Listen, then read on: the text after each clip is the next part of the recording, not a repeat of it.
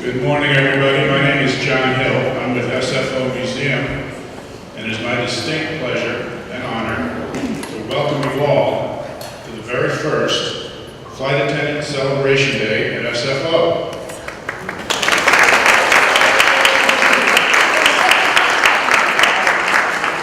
And we're proud to be part of a tribute to the men and women who are the faces of the aviation industry.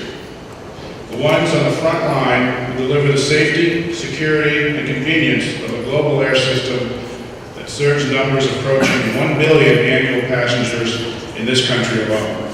So, although we are gathered here today in sight of this exhibit of historical United Flight Attendant uniforms, we all know that it isn't the uniform that makes a flight attendant.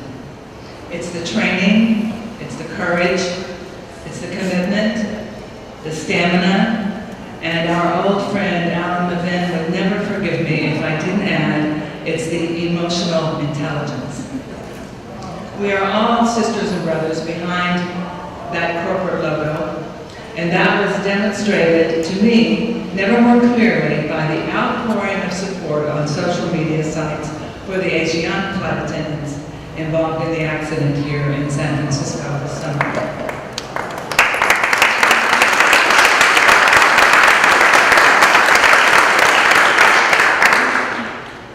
Gail's documentary highlights another important point, how the role of cabin attendant evolved from a job of the 1940s to the career of the 21st century because of trade unions.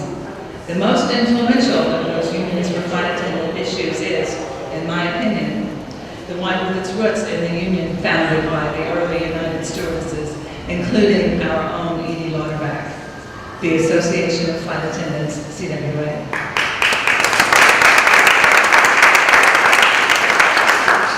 We want no more for today's flight attendants than we do for ourselves, and we are committed to continuing to support you. This is a very special day, and it's a very special event. And I want to thank all of you for joining us to celebrate flight attendants everywhere. Thank you.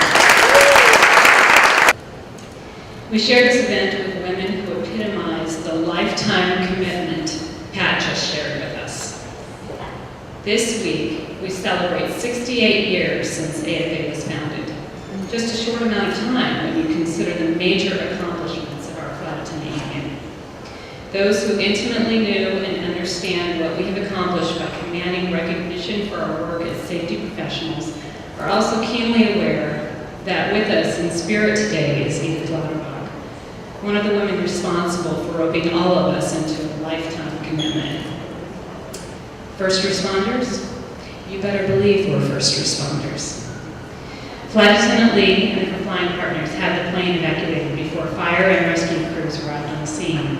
Ground-based first responders have to first get to their scene before they can render assistance. Flight attendants are at the scene. They're part of the scene. We respond in real time. As the news coverage of the Asian crash played out, some reporters seemed to experience an epiphany. Suddenly they discovered our story. Every professional flight attendant already knew there were heroes on that plane. Flight attendants across the globe have a bond built on shared experience, knowledge, and training. But now reporters at news outlets all over the world were taking notice. Ordinary people don't carry children out of a burning aircraft on their backs. Ordinary people don't fight a fire with no thought for their own personal safety while shouting evacuation commands to dazed passengers. Ordinary people don't overcome the urge to run to safety and instead remain in an airplane rapidly filling with smoke and flames in order to ensure that every survivor gets out safely. Ordinary people don't do these things. First responders do these things. Heroes do these things. Our colleagues do these things. Flight attendant and first responder Betty Ong was literally the first responder on September 11, 2001. In a day filled with heroes and tragedy, our sister Betty alerted the world to the terrorist attacks from her vantage point on American Airlines Flight 11. Her phone call to American ground staff provided the first and in many ways the most crucial information on the details of the attacks. Ellen Church and her colleagues launched the profession. As the ranks of flight attendants grew, Ada Brown, Edie Ladderdock, and others founded our union. The ensuing period of rapid expansion was marked by multiple layers of sex discrimination as airlines sought competitive advantage in our cabin service and in an image they created for us, for the traveling public.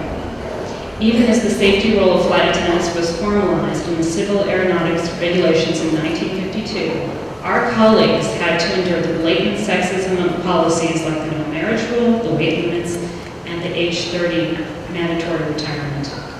It's not by accident that AFA members and leaders have been heavily involved in pride at work and the fight for workplace equality for our LGBT sisters and brothers.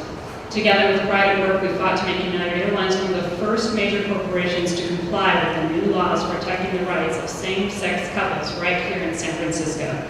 Stan Kino, where are you? Stand up. You are a huge part of it.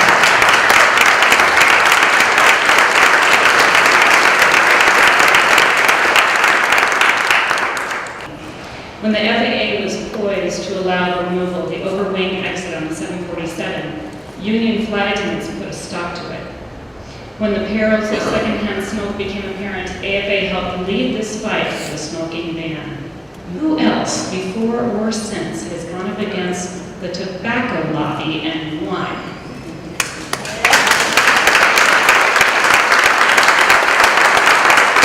Earlier this year, the TSA administrator announced that he was ending the ban on knives on board the aircraft.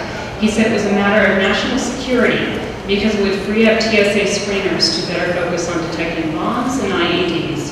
Within minutes of his announcement, AFA was in high gear, challenging the administrator on his home turf, national security.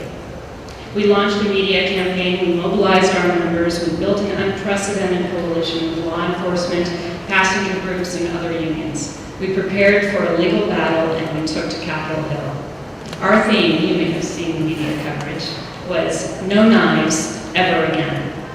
4 words that forcefully conveyed our goal while serving as a reminder of the events of 9/11, when the terrorists, armed with not just box cutters, but also with simple Swiss Army knives, managed to take over 4 commercial jets and kill nearly 3,000 people.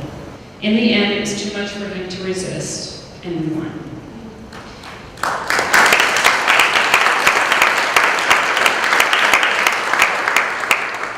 It is important for the world to look at flight attendants and see the hero who revived someone's son, daughter, mother, father, sister, or brother from a heart attack. To see the crew of 3 flight attendants delivering a baby in flight, even through complications during birth, and without a single passenger being aware that at the very same time, these heroes were expertly handling a potential security threat. To see the flight attendant who was responsible for saving the lives of an entire airplane as she revived both pilots from unconsciousness following a decompression. To see the flight attendant who, despite sustaining injuries during the crash landing, returned repeatedly to the burning aircraft to pull people to safety. To see the flight attendant who worked with his crew to contain a bomb and stop a terrorist act.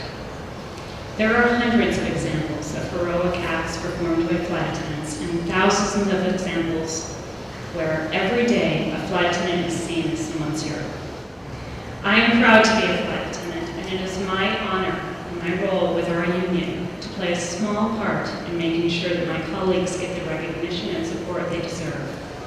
We are aviation's first responders. Thank you.